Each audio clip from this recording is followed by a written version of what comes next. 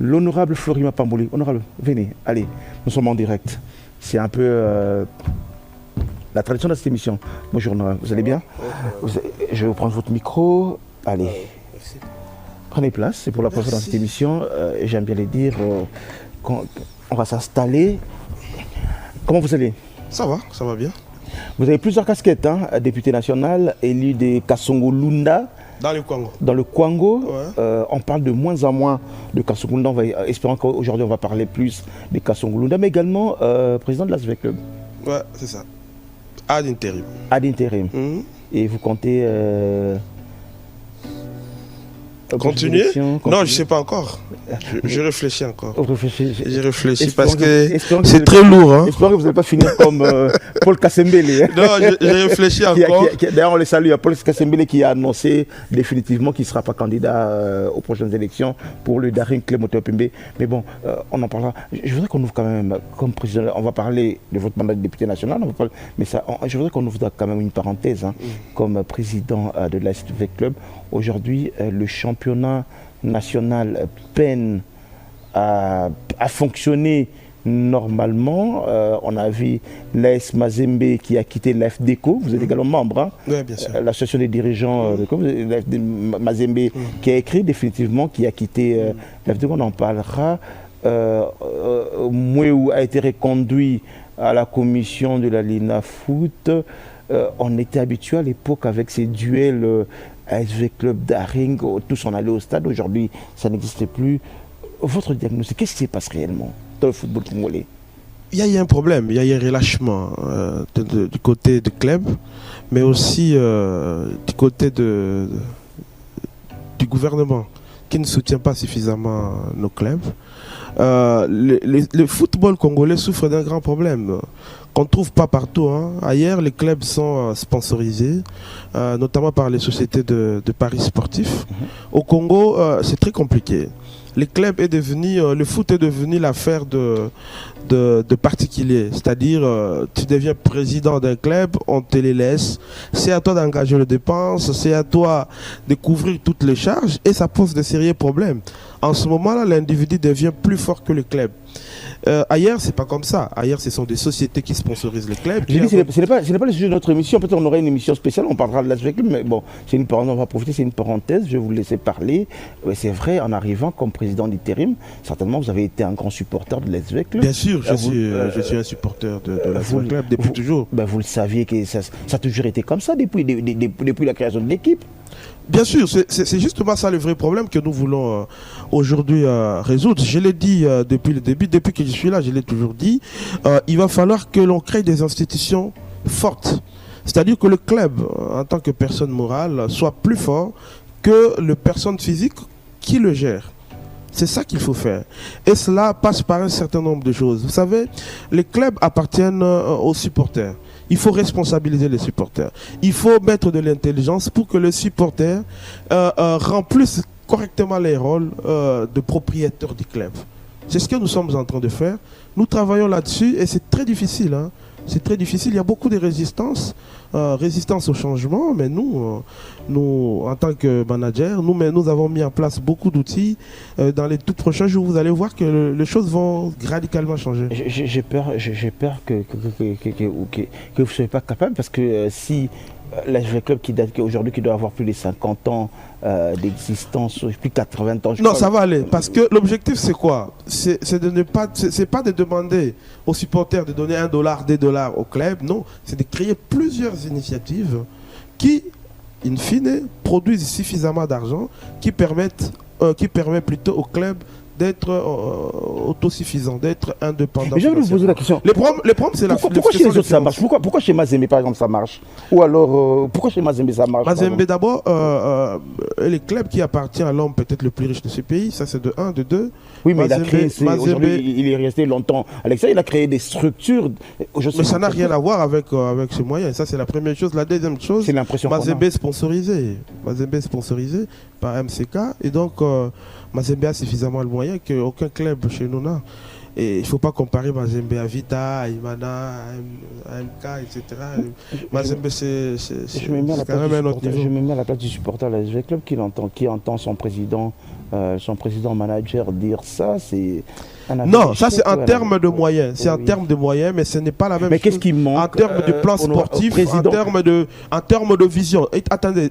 Qu'est-ce qui manque à l'honneur... Bon, là vous n'êtes pas député national, l'honneur Mapamboli, non, monsieur Mapamboli Flori, président-manager de l'ASV Club. Qu'est-ce qui vous manque de trouver des sponsors? À un moment, je vais les citer comme ça, désolé pour le commercial, Raobank est arrivé dans le club avec le général Tango Fort. Bien sûr, regardez. Qu'est-ce qui manque aujourd'hui de sponsor? Aujourd'hui, nous travaillons avec Milvest qui est notre sponsor. Voilà, j'allais même parler de Milvest qu'on vous a laissé par... Voilà, mais le montant du sponsoring de Milvest ne nous permet pas de couvrir toutes les charges d'exploitation. Vous voyez, nous sommes en train de travailler avec un autre sponsor qui nous a déjà envoyé un draft du contrat que nous allons essayer d'analyser par la suite, signer. Mais dans l'entretemps, qu'est-ce qu'on fait? Dans l'entretemps, on met la main dans la poche, on se débrouille autrement pour faire fonctionner les clubs. Aujourd'hui, V-Club est en train de préparer sa saison au Congo-Brazzaville. L'argent ne vient ni du sponsoring, ni de qui que ce soit, ça vient de nous-mêmes. Donc on se débrouille. Vous voyez? Et ce que nous nous voulons, c'est que tout cela s'arrête. Ce que nous on veut, c'est que le supporter prenne en charge leur équipe. Et nous, on est en train de mettre en place aujourd'hui des initiatives qui permettront à ce que le supporter contribue réellement à leur club. Et cela, ce sera pas par des contributions de 1 $, 2 $ comme on l'a toujours fait, non? Nous, on créera des initiatives où tu viens, tu achètes ton maillot, tu achètes un objet de Vita, que tu achètes quelque chose auprès d'un commerçant qui est en collaboration avec les clubs. Et derrière ça, les clubs gagnent l'argent, payent les joueurs, investissent dans tout ce qui est sportif, etc. Donc c'est ce que nous sommes en train de faire. Et vous allez voir, ça va marcher. Il y a des préalables. Avant ça, vous devez avoir une base de données. Parce que votre marchandise, c'est la base de données. C'est ça que vous vendez. Et c'est cette base de données que nous voulons d'abord constituer. Alors, et nous y sommes presque. On va terminer ces dossiers avec club. J'ai essayé de faire pyramide renversée. Hein. Avant vous, Amadou Djabi, qui a été président de l'SV Club, on a vu beaucoup de bruit. Il nous a amené même, vous venez de parler du contrat Milvest avec un entraîneur expatrié, de joueurs, le staff technique. Alors, c'est fini tout ça? Mais attendez, je vais vous dire une chose. Tout le fait que bien eu de l'espoir en voyant Milvest avec tout ce que Milvest représente. Bien sûr. Mais je vais vous dire qu'il y a eu quand même beaucoup d'argent à dépenser dans Vita. Il faut les reconnaître. Milvest a mis beaucoup d'argent, sauf qu'on n'a pas bien utilisé. Vous voyez, quand vous commencez à aller prendre un entraîneur qui vous coûte 25 000 $ par mois, vous le logez au Fleuve Congo Hotel, vous faites venir le personnel administratif, vous faites venir des joueurs que vous logez plutôt à Fleuve Congo Hotel, dans des hôtels 5 étoiles, etc. Eh bien, vous consommez des millions de dollars sans rien faire. Et in fine, vous n'avez ni terrain, ni bis, vous n'avez rien investi. Vous avez mis tout l'argent dans les charges d'exploitation. Vous voyez, c'est pas ça qu'il faut faire. Aujourd'hui, nous, avec l'épée qu'on parvient à obtenir, bientôt vous allez voir, nous sommes en train de vouloir doter Vita d'un terrain, nous voulons doter Vita d'un bis moderne, nous voulons à ce qu'il y ait des infrastructures.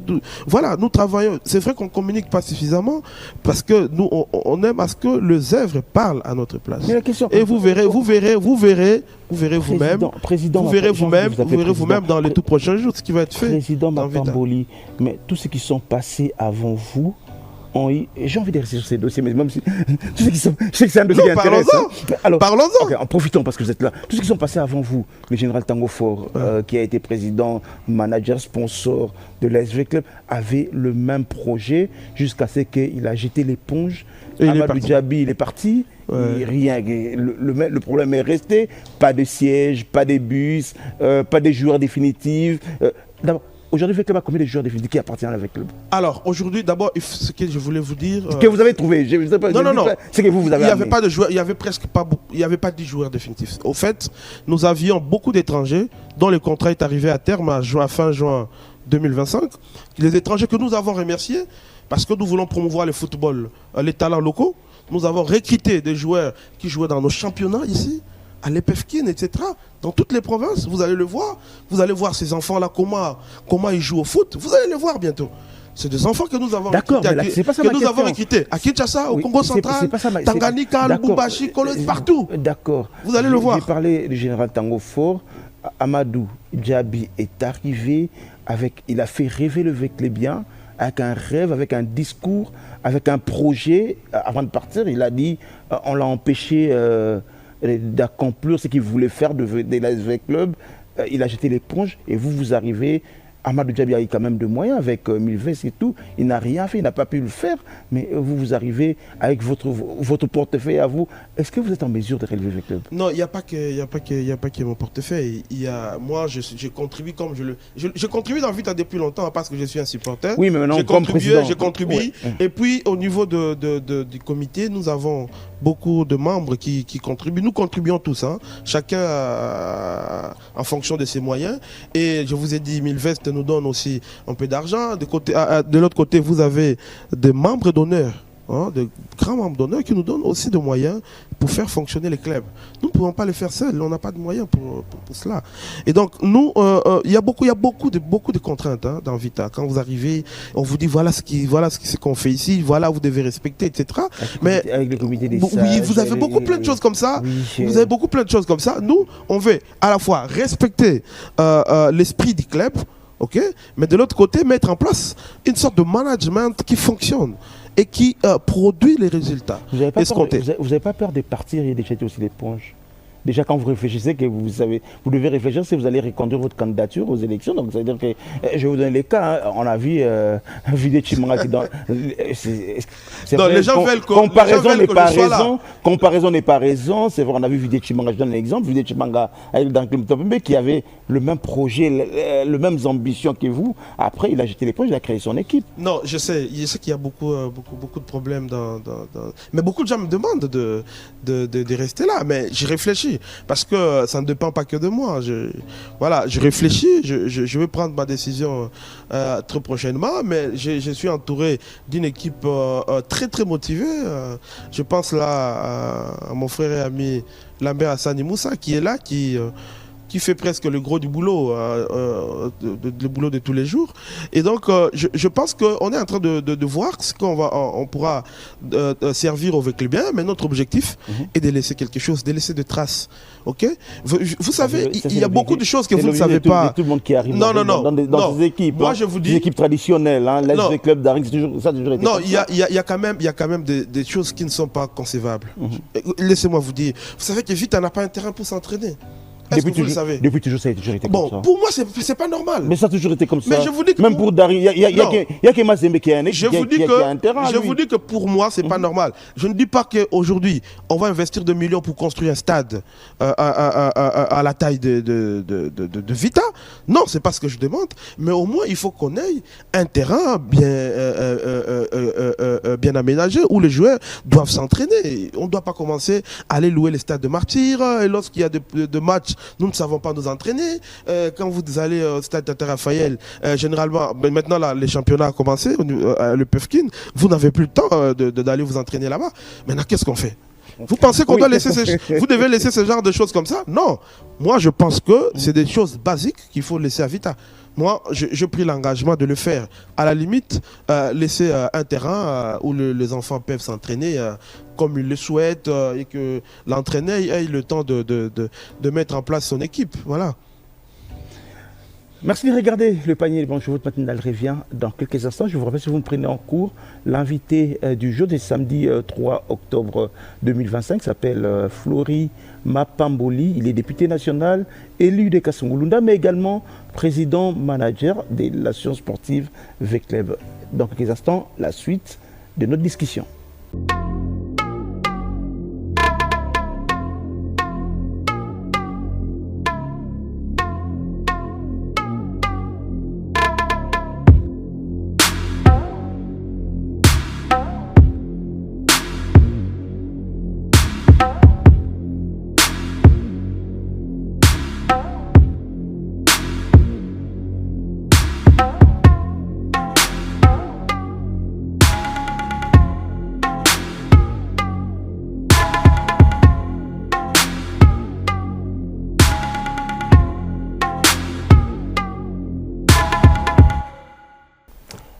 Flory Mapamboli, député national.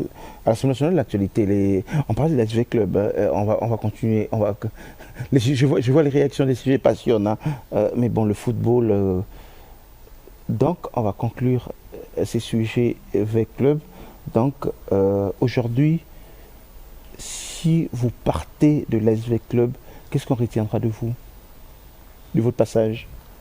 Écoutez, j'aurais d'abord remis en place une équipe qui représente les talents locaux, avec des joueurs que nous aurions recrutés pour au moins, au strict minimum, 5 ans, et pour le compte du club.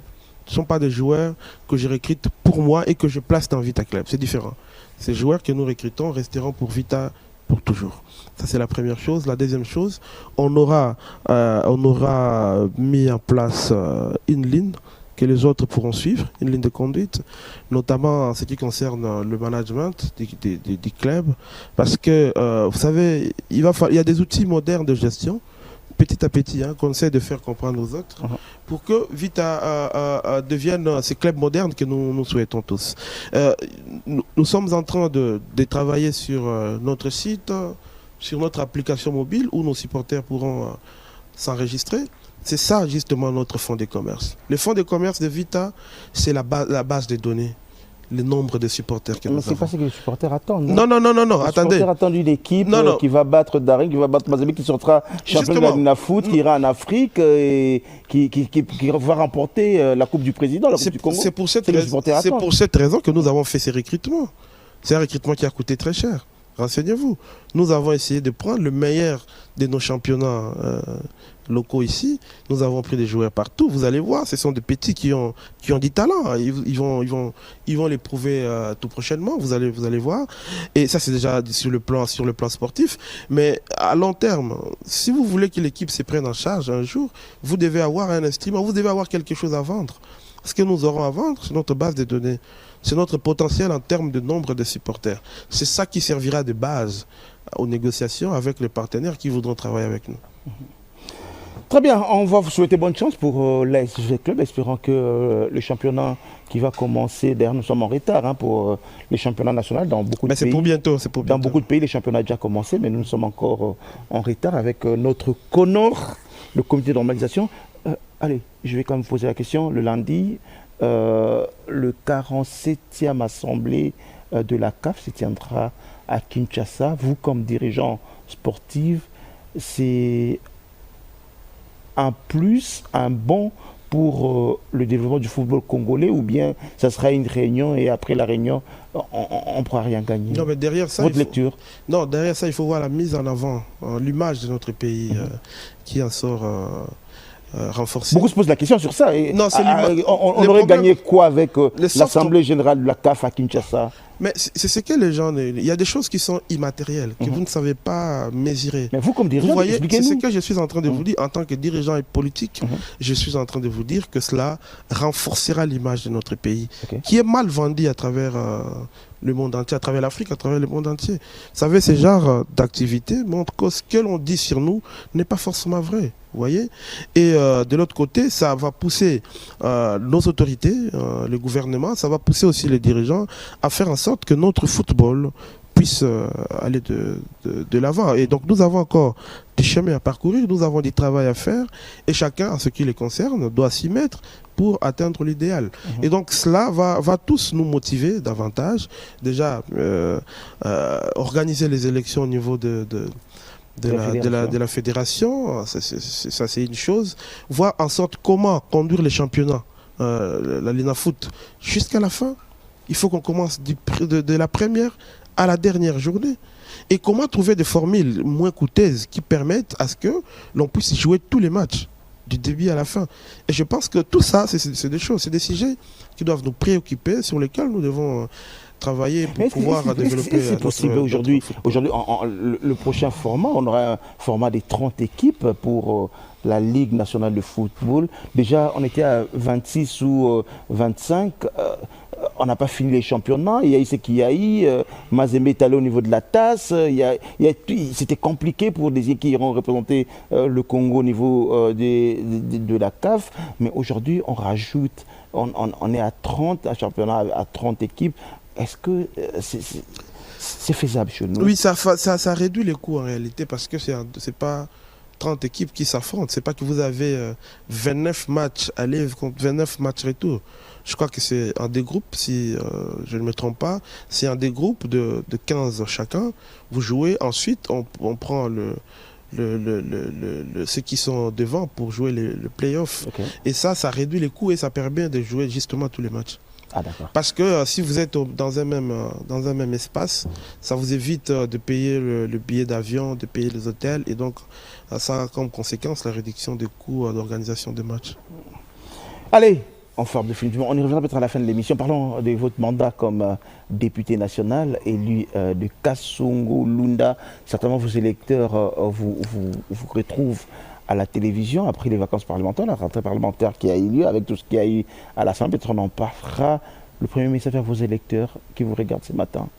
Bon, écoutez, je suis en contact permanent avec mes électeurs. D'abord, je les salue. Ils doivent savoir que je là, suis vous revenez de vos eux. vacances parlementaires. Hein? Je suis toujours là pour eux. Je travaille pour eux. Et vous je donne le maximum de moi-même pour bien représenter cette population qui attend beaucoup de moi. Et vos vacances, vous les avez passées à Kasongo-Lunda ou bien en Europe? Non, je n'ai pas été en Europe, attention. les vacances parlementaires, on les passe dans sa circonscription, c'est pas en Europe. L'Europe n'est pas ma circonscription. Je ne suis pas élu de la diaspora, moi. Alors, M. Floriba Pamboulé, honorable, c'est quoi aujourd'hui le vrai problème de Kasongo-Lunda?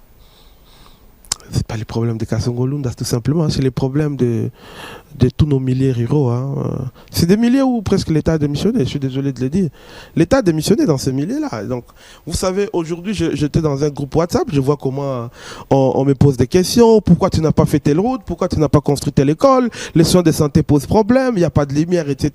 En réalité, quand vous allez là-bas, c'est vous, le gouvernement, c'est vous, le président de la République. C'est vous qui représentez l'État sur tous les plans. Oui, mais parce que quand vous faites votre campagne électorale, vous leur dites que votez-moi, je vais faire ça pour vous. Non, non, non. Ce n'est que normal. Votez-moi et je vous donnerai le route. Votez-moi et je vous donnerai le courant. Votez-moi, je vous donnerai. Et après, lorsque vous arrivez à l'Assemblée, non, mon rôle, c'est de faire le texte. Non. Il faut revenir au rôle du député. Le rôle du député, c'est de légiférer, c'est de contrôler. Mais aussi ça, c'est quand vous êtes élu. Mais pas quand vous êtes élu. C'est ça le rôle d'un député. Vous n'allez pas le changer, c'est la Constitution qui le dit. Oui, d'accord. Okay, ça, c'est la première chose. Je dis quand c'est. Maintenant, lors de la campagne électorale, après les élections. Non, lors de la campagne électorale, il peut arriver qu'un député promette des actions sociales. Moi, je le fais. Je le fais depuis, avant même que je ne sois député national. J'ai fait des choses qui n'ont jamais existé chez moi. Et je continue à les faire, je ne me fatigue pas. Les émoluments que je reçois à l'Assemblée nationale, 90% vont à Kasongo-Lunda pour entretenir les routes, pour construire des forages, pour couvrir les toits des écoles. Je le fais tout le mois.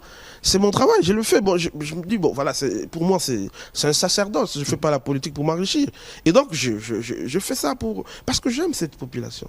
J'aime, c'est le village de mon père, c'est le village de ma mère. Et donc, je l'ai fait avec tout mon cœur, je n'ai pas de choix. J'aime bien, quand je reçois tous les députés que je reçois ici, c'est pratiquement le même discours que moi. Mon rôle, c'est de légiférer, mon rôle, c'est le texte. C'est pas ce que nous disons, c'est la loi, c'est la Constitution. Sauf si vous voulez, vous, aujourd'hui, décider de changer la Constitution. C'est ce que vous voulez faire? On ne va pas le faire. Ce n'est pas mon rôle de décider de changer la Constitution. Alors, parlons de votre mandat comme député national. C'est une responsabilité. C'est quoi vis-à-vis à vos électeurs, en fait? Non, le mandat, il faut que les gens le voient de manière nationale. Hein. Je suis député national. C'est vrai que je suis élu d'une circonscription, mais mon mandat est national. En ce qui me concerne, c'est vrai que je reste dans mon domaine, mon domaine que, bien sûr, vous savez, les finances. On en parlera. Et donc, je contrôle, je suis beaucoup plus dans le contrôle parlementaire. C'est comme ça que, quand vous allez dans le site Talatala, qui recense nos initiatives parlementaires, vous verrez que je suis parmi les députés qui produisent beaucoup de ces côtés-là. Et du côté législatif, je propose aussi, j'ai une proposition de loi qui est en cours de traitement à l'Assemblée nationale et qui pourra passer, j'en ai d'ailleurs parlé hier lors de la plénière, ça va passer d'ici là pour débat général. La proposition de loi sur les finances publiques. Voilà, c'est une proposition de loi qui vient modifier la loi relative aux finances publiques. Vous voulez que le gouvernement rende les comptes et non seulement le ministre, c'est ça? Des choses. Oui. Il n'y a pas que ça. Des choses. Premièrement, la loi interdit au pouvoir central de s'endetter auprès des banques. C'est-à-dire que lorsque le ministre des Finances se permet de mettre des titres publics, les bons et obligations du Trésor sur le marché bancaire local, eh bien c'est illégal. Ce n'est pas permis par la loi. Mais aujourd'hui, qu'est-ce que vous voulez? Vous avez plus de 2 milliards de dettes auprès de banques locales. L'argent que le banque prête à l'État, au gouvernement, c'est ton argent, ton dépôt. C'est mon dépôt, c'est le dépôt de nous tous. Mais il y a une insécurité juridique derrière. Il y a une insécurité juridique derrière. Parce que l'État est en train de s'endetter, alors que la loi lui interdit de faire ça. Alors qu'est-ce qu'on fait à ce moment-là? Parce que nous sommes déjà dans un cas d'illégalité consommée. Qu'est-ce que nous faisons? Nous venons modifier la loi. Moi, ce que je demande, c'est que l'on modifie la loi, que l'on permette au pouvoir central de s'endetter auprès d'institutions financières bancaires. Que ce soit au niveau local. C'est quoi la différence? La loi dit ceci. Oui. Vous ne pouvez vous endetter, vous ne pouvez pas vous endetter auprès des banques. C'est-à-dire que si vous voulez vous endetter, allez auprès de la CNSS, vous voyez, les caisses de retraite. Oui. Hein? Vous pouvez vous endetter auprès des particuliers à travers les émissions de titres publics. Mais vous ne pouvez pas vous endetter auprès des banques. Ce qui est absurde. La conséquence lorsque le gouvernement s'endette auprès des banques, c'est quoi la conséquence? C'est illégal. Mais ce sont des pratiques qui ont toujours existé. Justement, c'est illégal. Vous voulez changer? Non, je ne change pas. Le gouvernement recourt à ça certainement. Non, parce qu'il y a un problème de liquidité. De trésorerie, je suis d'accord. Il recourt à ça. Non, je suis d'accord que l'État recourt. Et c'est ce qu'il fait de bien. Ce qu'il faut faire. Parce qu'il ne faut pas oublier. À l'époque, quand il y avait déficit de trésorerie, qu'est-ce qui se passait? C'est la banque centrale qui émettait la monnaie. C'est comme ça que vous avez hyperinflation. Et les prix augmentaient, etc. Et l'argent que vous aviez dans votre portefeuille perdait sa valeur. Aujourd'hui, ce n'est pas ce que l'on fait. Lorsque l'État a des déficits, on s'endette. Ça s'appelle financement sain. OK? Maintenant, ce que moi je dis, la loi qui date de 2011, je n'étais pas député à l'époque. Cette loi-là dit que vous ne pouvez pas vous endetter auprès des banques. Ce qui est absurde. Alors, qu'est-ce que moi je demande? C'est simple. Que nous puissions changer, nous puissions modifier cette disposition-là pour permettre au pouvoir central de s'endetter auprès des banques. C'est-à-dire qu'on aura levé, d'une part, cette insécurité juridique de banque. C'est parce qu'il y a cette insécurité. Imaginez quelqu'un, un régime vient demain et dit, écoutez, nous on ne paye pas ça parce que la loi ne l'avait pas interdit. La loi ne l'interdit pas. Et plutôt ne l'autorise pas. Qu'est-ce que vous faites? Mais la question aujourd'hui... Je dis que ça ne va pas arriver. Hein. Oui. Ça ne va pas arriver. Je ne le souhaite pas. Mais c'est une insécurité juridique profonde pour les banques. Mais la question, je me mets à la place du Congolais lambda qui vous connaît, qui maîtrise assez tout ce qui court autour du finance publique. Il va se dire, mais pourquoi cette proposition de loi aujourd'hui? Pourquoi ne l'avoir pas proposé hier alors que vous étiez conseiller du ministre des Finances? Non, ce n'est pas un conseiller du ministre qui propose il faut éduquer notre population. Non, je me mets à la place. C'est pas un conseiller du ministre qui va se mettre à modifier la loi. C'est quoi? Qu'est-ce un conseiller du ministre? C'est rien, c'est un homme qui est là derrière et tout ça. Moi, je suis député, j'ai le pouvoir. À l'époque, je n'avais pas ces pouvoirs-là. Un conseiller ne vaut rien. Moi, je suis député national. Oui, mais je vaux plus qu'un ministre en termes de préséance. D'accord. Est-ce que vous le savez? Oui, la question, d'accord, je suis d'accord avec vous, je le sais. Mais la question aujourd'hui, c'est quoi l'intérêt de cette proposition de loi aujourd'hui? C'est plus qu'une urgence, Jessie. C'est plus qu'une urgence. Parce que vous êtes dans une situation d'illégalité. C'est une illégalité à ciel ouvert. Il faut corriger cette illégalité-là. Il faut lever l'insécurité juridique qu'il y a auprès de banques. Il faut lever les verrous au niveau du gouvernement central. Vous avez entendu le ministre des Finances dire qu'il va émettre les eurobonds. Les eurobonds, c'est quoi? C'est toujours l'endettement, mais au niveau international. En réalité, il ne pourra pas parce que la loi ne lui permet pas. La loi ne lui permet pas d'aller émettre les eurobonds sur le marché financier international. Mais pourtant le ministre des Finances, justement, ça a même été dit en conseil des ministres. Non, il peut le dire, mais quand il viendra avec au Parlement, moi je vais les bloquer. Il peut faire ce qu'il veut. C'est pour l'intérêt de la République. Non, le problème c'est la loi. Il faut respecter les textes. C'est quoi cette histoire dans ces pays? Il faut respecter les textes. C'est que je vous dis, modifiez les textes et vous êtes libre de faire ce que vous voulez. Qu'est-ce qu'il y a de difficile dans ça? Vous êtes dans une situation d'illégalité. Vous avez vous-même mis en place une loi qui n'est pas conforme à la gestion moderne des finances publiques. Aujourd'hui, vous n'avez pas vu ça. Personne n'a vu ça. Quelqu'un vient, il vous dit, voilà, il y avait un problème, on change, on modifie, et les gens s'entêtent. Ça m'écoeure. Je vois le cabinet du ministre des Finances aujourd'hui qui vous suit, qui est en train certainement de vous regarder ces discussions. C'est dit, mais l'honorable, qu'est-ce qu'il est en train de raconter là? Bon, j'attends jusque-là. Si personne vient me contredire, je démissionne. Vous êtes prêt à... Mais bien sûr, je suis sûr de moi. Ce que je dis là, personne, je l'ai déjà dit dans le média, je l'ai dit à l'Assemblée nationale, je l'ai encore dit hier. À la plénière. Bien sûr, je l'ai dit. Redites-les maintenant, dans les termes les plus simples. Allons-y, le Congolais veut comprendre. Je l'ai dit parce que... Oui, en français facile, en fait. Allons-y, en français facile. Conformément à l'article 15, alinéa 3 de la loi relative aux finances publiques, il est interdit au pouvoir central de s'endetter auprès d'institutions bancaires. Le privé. Ça, c'est la première les banques chose. Commerciales. Les banques commerciales. Oui.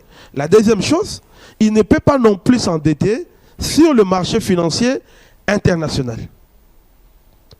Ce sont des interdictions qui sont écrites comme telles dans la loi. J'ai dit, c'est l'article 15, alinéa 3. Qu'est-ce qui ont des doutes à lire? Vous êtes député de la majorité. Il faut lire ça, c'est pas compliqué. Vous êtes député de la majorité, vous voulez bloquer votre gouvernement. Bloquer ou corriger l'illégalité? Je ne bloque rien, je corrige l'illégalité. Moi, j'ai l'impression que ce pays, il y a un problème dans ce pays. Quand vous dites respecter les textes, vous dites que c'est un problème. Respectons-nous tous les textes. C'est comme ça qu'on a normalisé les choses où quelqu'un, un député, il achète sa petite voiture, il enlève la plaque, il met une bâche noire derrière, il met des gyrophares, il roule à sens unique et tout le monde l'acclame. Est-ce que ça c'est normal ça? Bon, c'est un sujet, mais on en parlera. C'est une parenthèse. Alors, on va très vite réfléchir. Alors, aujourd'hui, on parle beaucoup de déficit budgétaire, d'endettement et des manques de transparence. Quelle solution concrète aujourd'hui, vous comme député, spécialiste des finances publiques, quelle est la solution concrète aujourd'hui? Regardez, aujourd'hui, ce que vous avez, c'est... on n'est pas en surendettement.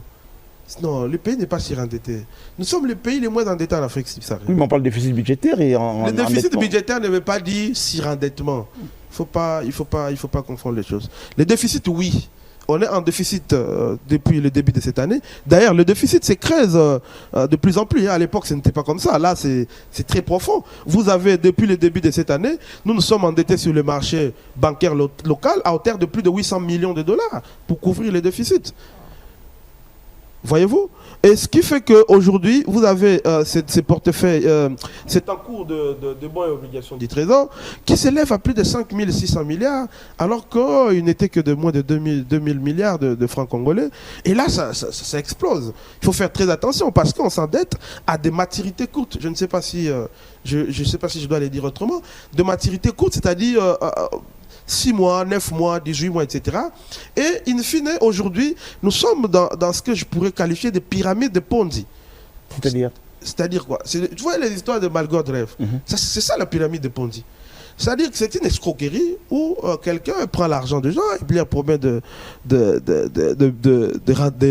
rendements très élevés, etc. C'est-à-dire que tu te demandes à toi de venir avec quelqu'un d'autre, tu viens avec quelqu'un qui contribue, ensuite on rembourse ce qui était venu avant et à la fin, on aura remboursé ceux qui avaient contribué au départ, mais les derniers ne seront jamais remboursés. Ce qui s'est passé aux États-Unis avec Madoff.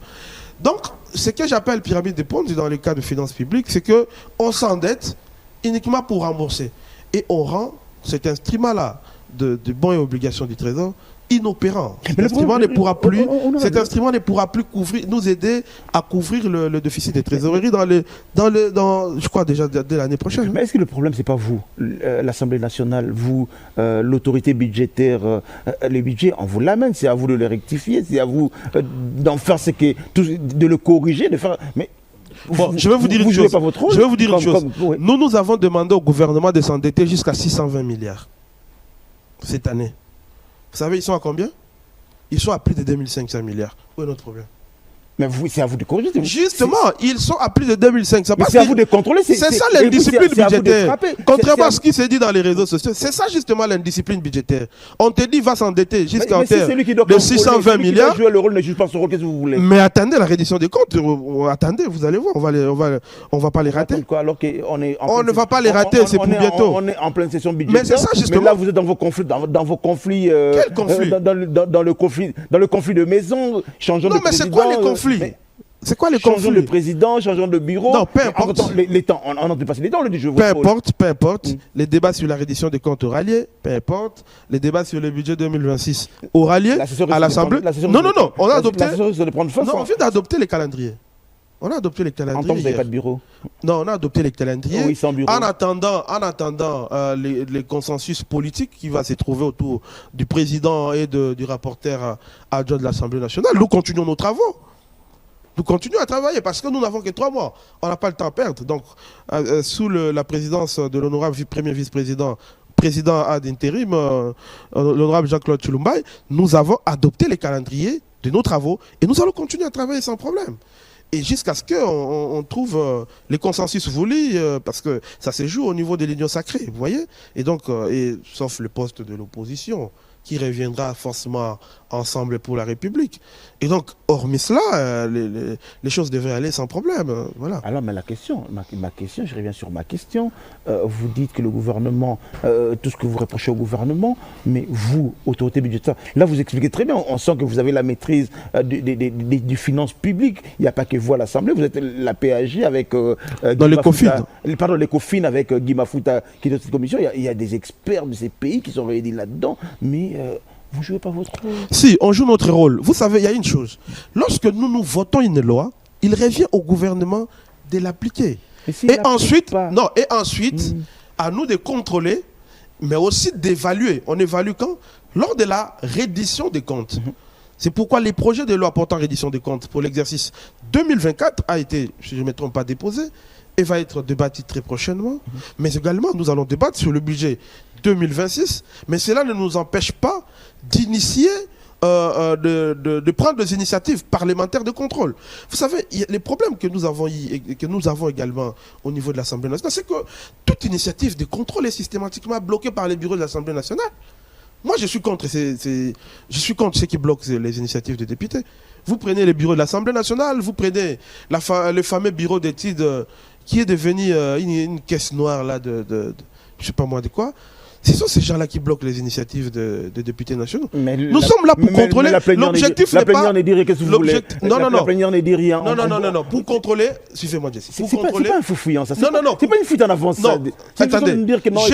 J'ai 8 initiatives parlementaires qui n'ont jamais été transmises à leurs destinataires. Qu'est-ce qui se passe? Je n'ai pas le droit, moi, d'écrire directement à un ministre en vertu de notre règlement intérieur. Ce que je fais, j'écris au bureau qui, à son tour, transmet Honorable, mon initiative à l'intéressé. C'est comme ça, c'est ça le règlement intérieur. Oui, si on m'avait interdit, si on m'avait autorisé à moi de contrôler directement, eh bien, je le ferais bien, hein, croyez-moi. Je le ferais bien. C'est pas lorsqu'on fait noyer son champ, la caisse des rages. Aujourd'hui, tout le monde s'acharne sur le bureau. Quand on parle de bureau, il ne faut pas voir les présidents forcément. Il y a dans l'autre règlement intérieur, la personne qui s'occupe par exemple du contrôle parlementaire, ce n'est pas le président, c'est le deuxième vice-président. Ce n'est pas le président de l'Assemblée. Mais aujourd'hui, vous avez mis tout sur le président. Quand vous envoyez... Votre pétition, j'imagine que vous avez été signateur d'une pétition. Non, je ne l'ai pas signée. Vous n'avez pas été signateur d'une pétition. Alors, la pétition avait tout repris. Tout cela, ce sont les griefs ou les crimes qui ont forcé l'ancien président de l'Assemblée nationale, Vital Kamerhe, à démissionner. Non, mais dans tous les cas, c'est un droit pour les députés. Les députés ont le droit de sanctionner leur bureau. Alors ça, c'est pas un crime. Il n'y a pas à condamner les députés pour ça. Le président Vital Kamerhe l'a reconnu lui-même. Il a aussi remercié les députés qui ont exercé leur... Terminons cette question de finances. Leur devoir constitutionnel. Terminons cette question de finance, parce qu'on a ouvert, on va la fermer. Je sais que vous êtes très à l'aise quand on parle. Ouais, c'est ma chose. C'est votre dada, là, on comprend, vous êtes très à l'aise. Terminons cette question, mais attends, je me mets à la place du Congolais là, je me mets à la place des lecteurs. C'est lui qui vous suit à Kassongolo, il dit, mais vous dites reddition des comptes. L'année passée, il y a eu également reddition des comptes. Ce sont des discours, on viendra, vous allez faire des discours, les spectacles, après, il n'y a rien après.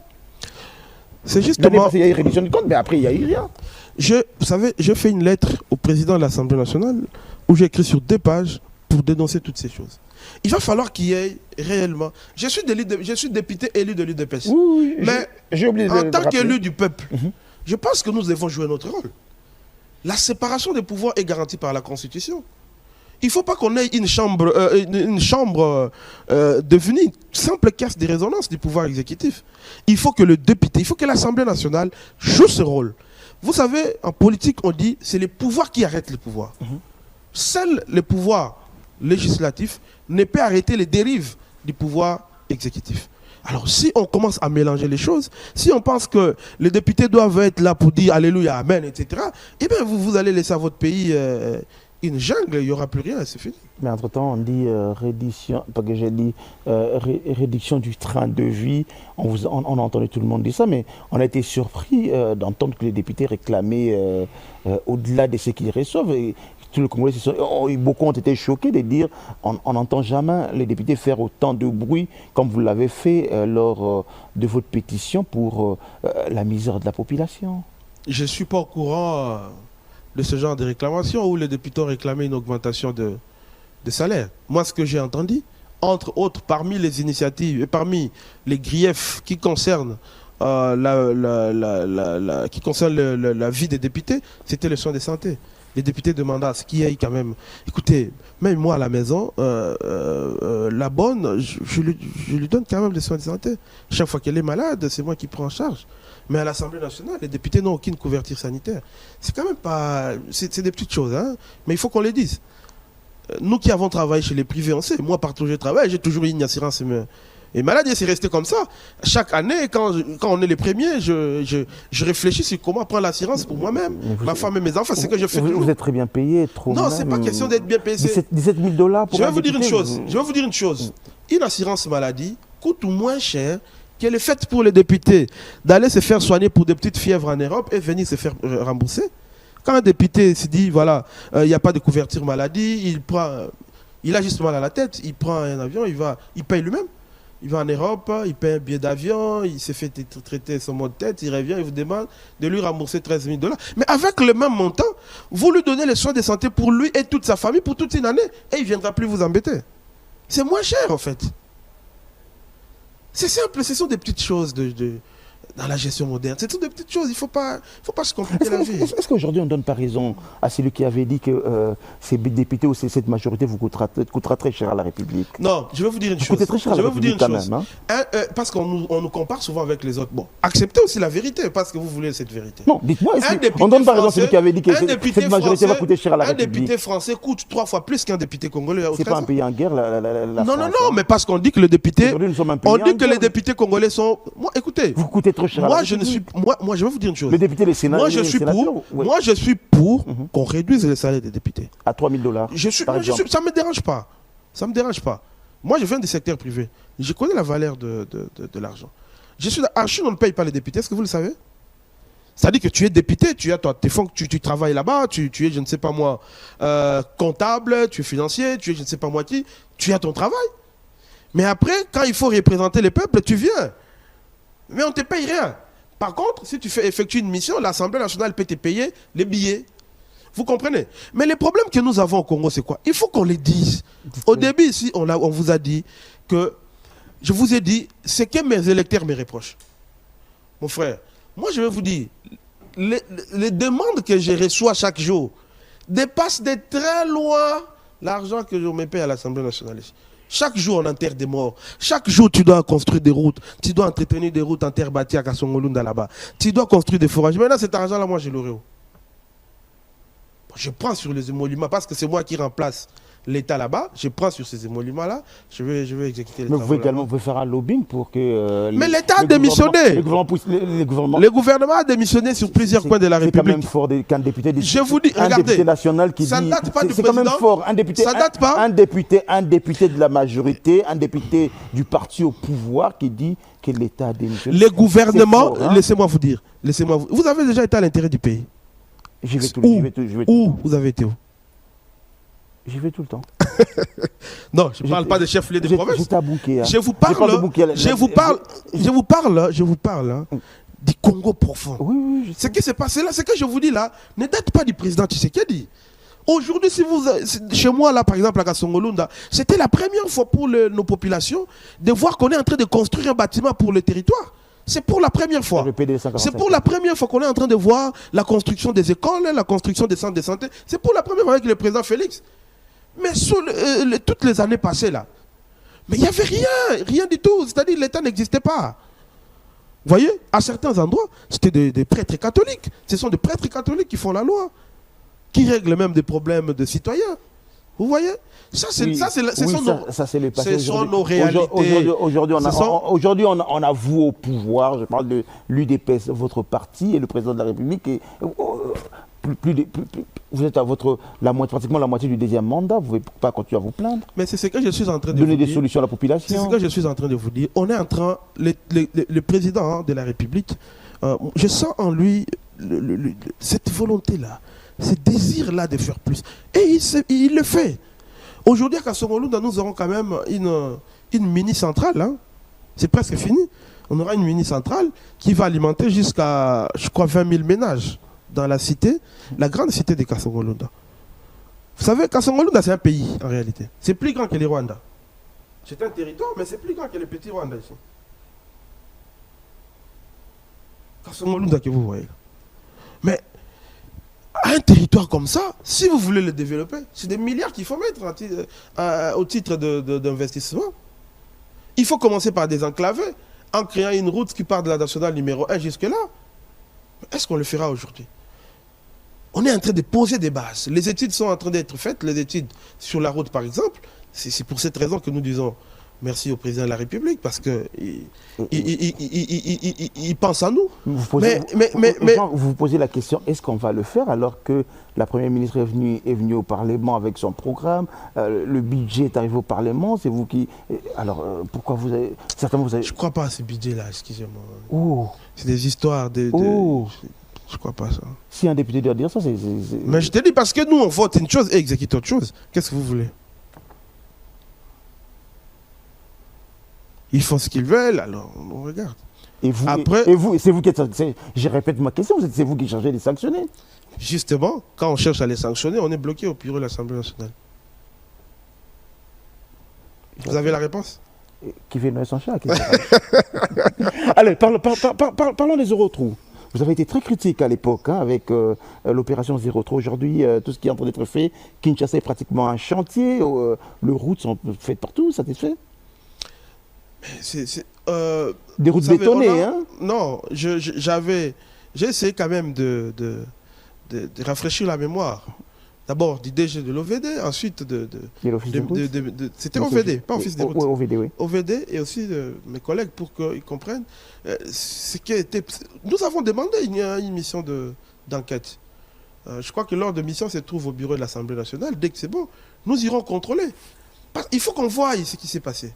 Moi, je sais que l'argent a été sorti. J'ai de preuves que l'argent a été sorti. J'ai la liste de tous les tronçons qui devaient être entretenus. Est-ce que ça a été fait? Parce que si on ne fait pas attention, cette histoire va passer comme ça, parce que ce sont les mêmes routes qu'on est en train de bétonner aujourd'hui, et ça va créer une confusion énorme, on ne sera plus contrôlé. Il va falloir qu'on contrôle, qu'on sache les trous qu'on a à enterrer là. C'est où finalement?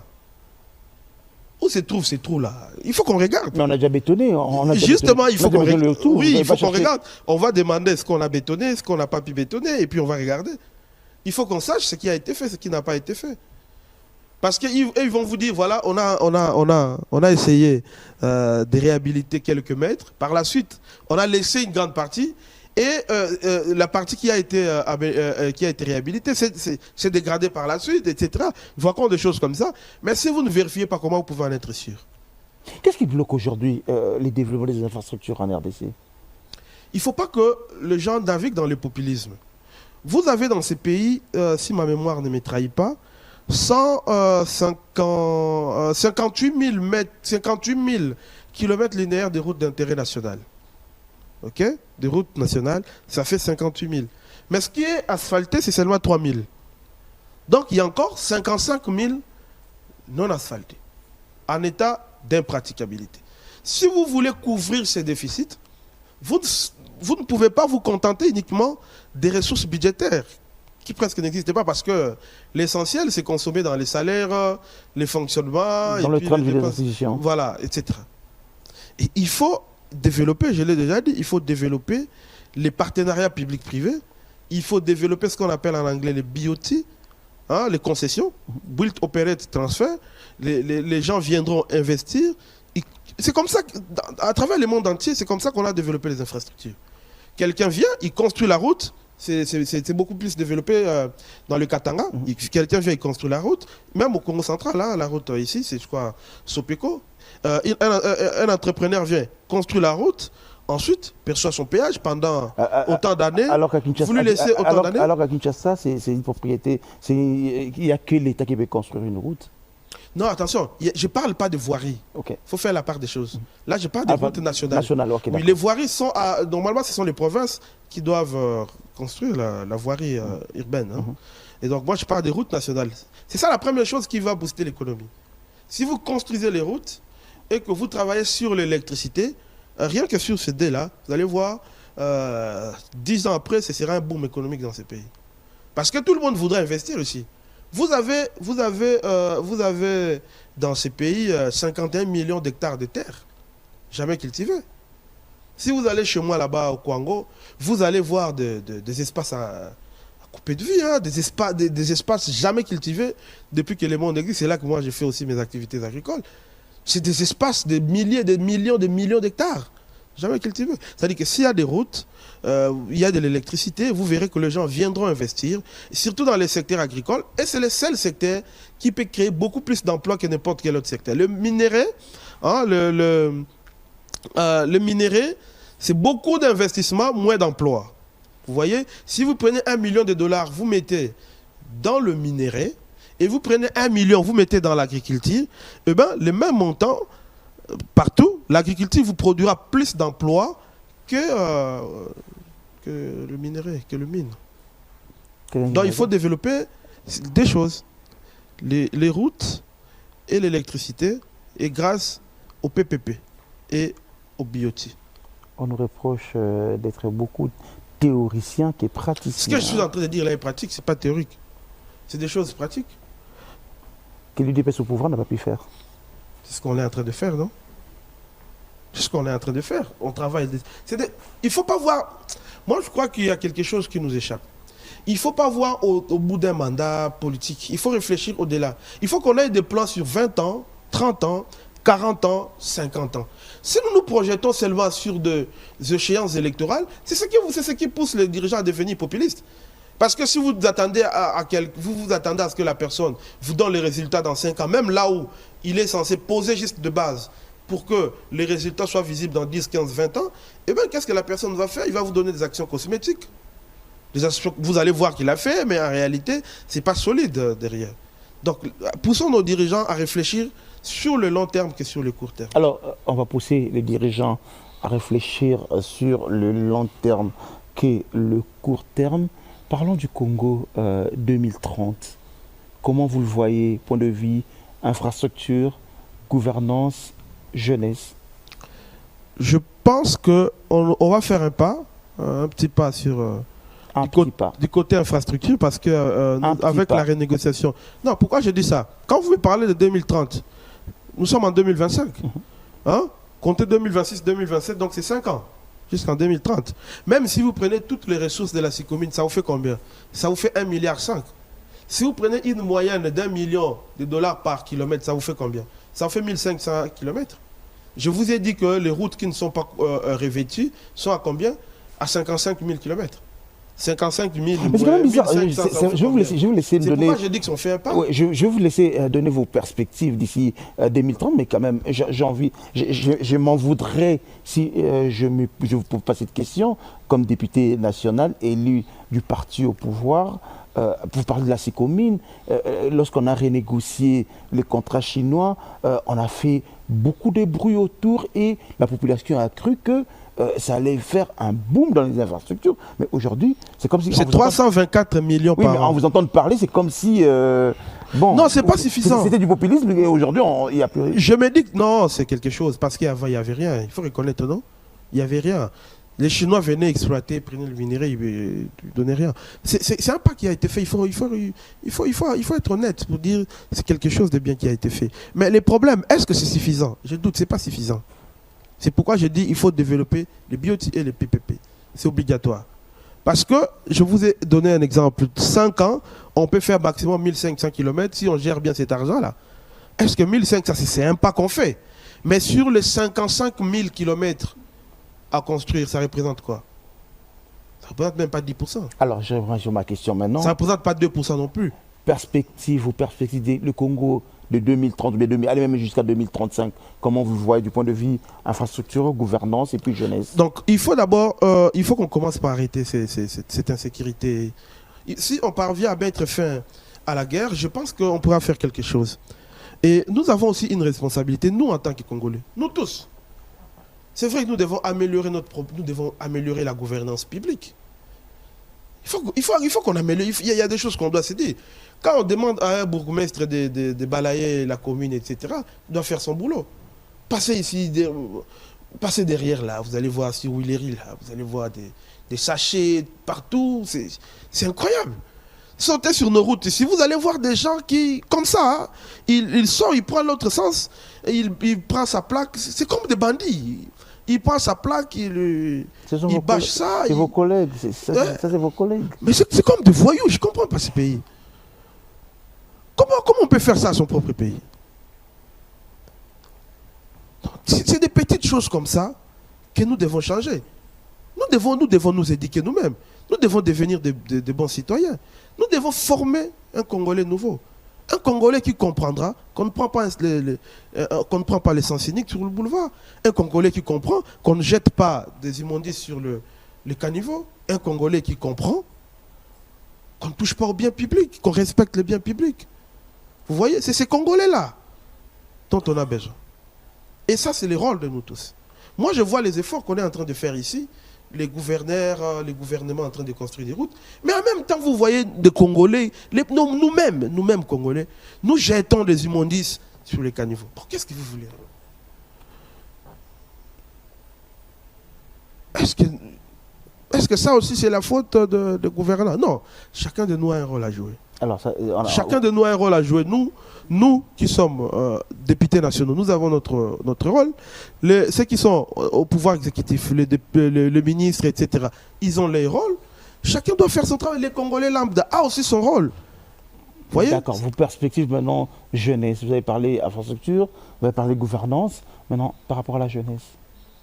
Vous savez qu'est-ce que la jeunesse demande? La jeunesse, vous savez, tout ça est interconnecté. La jeunesse, les vrais problèmes de notre jeunesse, c'est quoi? Il faut qu'on donne à nos jeunes des emplois. Quels sont ces emplois doivent venir d'où? Si vous voulez qu'on donne à nos jeunes des emplois, commençons par investir sur les désexternalités. J'en ai la ferme conviction. Si nous parvenons à investir sur les routes, si nous parvenons à investir sur l'électricité, nous créerons beaucoup d'emplois dont les jeunes seront les premiers bénéficiaires. C'est pourquoi je vous dis, c'est interconnecté, tout est interconnecté. Donc il faut qu'on travaille sur ça, mais aussi il y a des initiatives en cours, notamment les fonds de garantie qu'on est en train de créer pour promouvoir l'entrepreneuriat des jeunes. Il faut renforcer ces fonds de garantie pour que les jeunes aient accès au financement auprès des banques. Et à côté de cela, il faut la formation.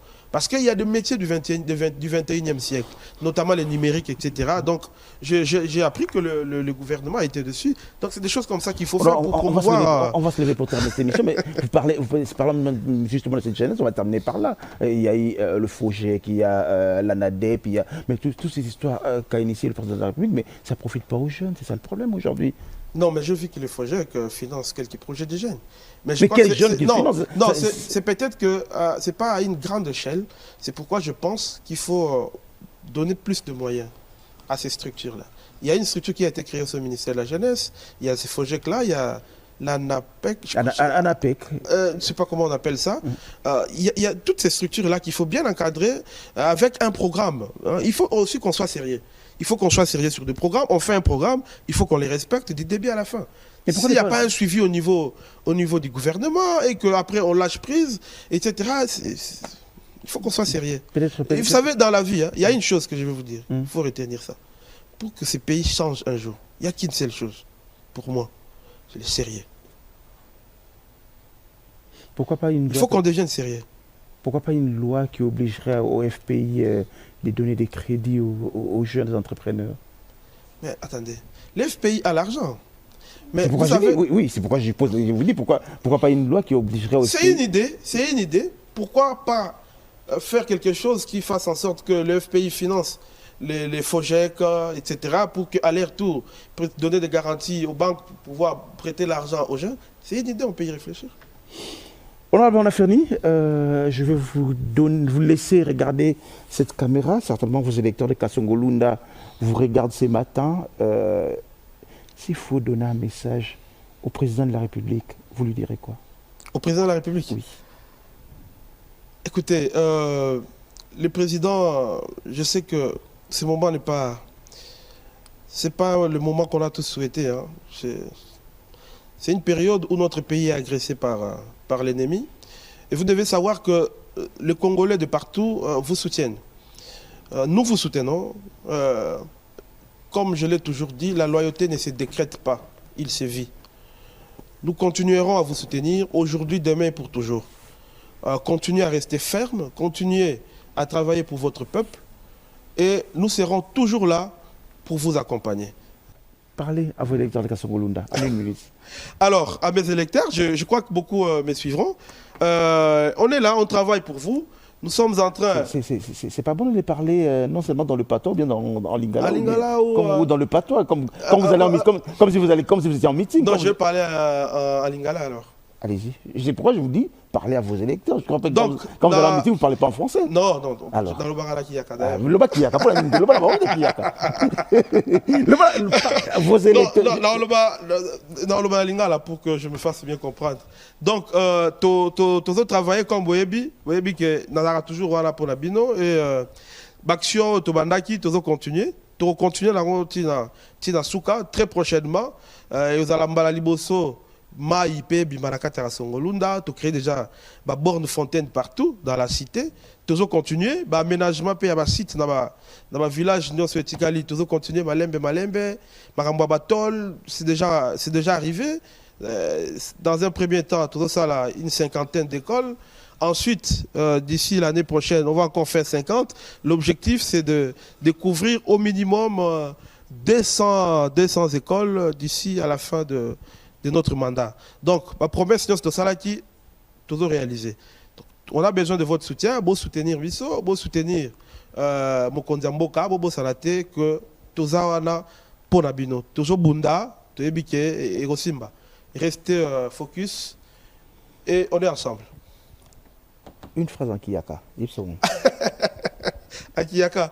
Ok, donc le Zayende, tu es ensemble. Il a travaillé pour nous dire Samudia Hatadieto. Il a sala maximum marato yukasana. Il a hoya, il a kota kunofone yekota musienne to régler ma problème numéro matricule par exemple ma école m'a arrêté madame si de Samudia centre de formation professionnelle.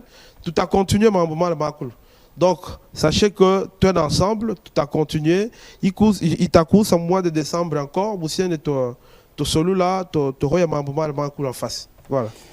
J'étais en train de Tu as chercher. pris le Kiyaka? Oui, mais je suis en train de chercher. J'ai réussi à retenir. Je. Oui, c'est je. Hein? Oui, Ah, oui, ok, d'accord. Allez, Ita recevoir député. C'est bien là. Ah, Ita Je reçois. Ouais, mais j'ai retenu. Ita Yamba, député Yenou. Muko Ita. Eh non, je vais dire des Tu choses. vas dire des bêtises. Allez, honorable, merci beaucoup. Merci d'être venu. Merci. Le plateau, le panier reste ouvert. Venez quand vous voulez. Merci. On est ensemble, donc je suis là. Si tu as besoin de moi, tu me dis. Si tu as de l'espace pour moi, je viens. Non, je viendrai. On va parler. Je suis cash, non? Oui. Oui, on va parler finances publiques. Ouais. J'aime bien. Là, vous êtes très dur. Vous êtes un peu très dur. Non, avec, il faut qu'on soit dur. avec le ministre des C'est comme la piqûre. avec les finances aujourd'hui. C'est comme la piqûre. Si tu veux te faire soigner, il faut se donner un peu mal. Pourquoi ne pas organiser un débat avec les conseillers du ministre aujourd'hui? Parce que vous avez dit des choses ici. Hein, il faudrait quand même qu'on rééquilibre les choses. Je dis qu'il y a la vérité. Oui, je vais m'organiser. On va trouver quand même. Il faudrait quand même qu'on rééquilibre les choses pour savoir. Parce que bon, on y reviendra. Merci. Merci beaucoup, honorable. Je reprends mon micro. On va vous conduire.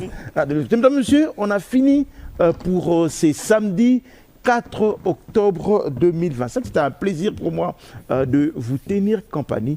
Je vous retrouve avec beaucoup de plaisir. Ça sera le jeudi prochain à 6h et puis le samedi, ça ne sera pas à l'extérieur, ça sera dans ce plateau, mais avec un autre invité qui viendra et ensemble on parlera de la République démocratique du Congo. Nos frères et sœurs de Goma et de Bukavu, nous sommes toujours ensemble. Nous ne vous avons pas oublié.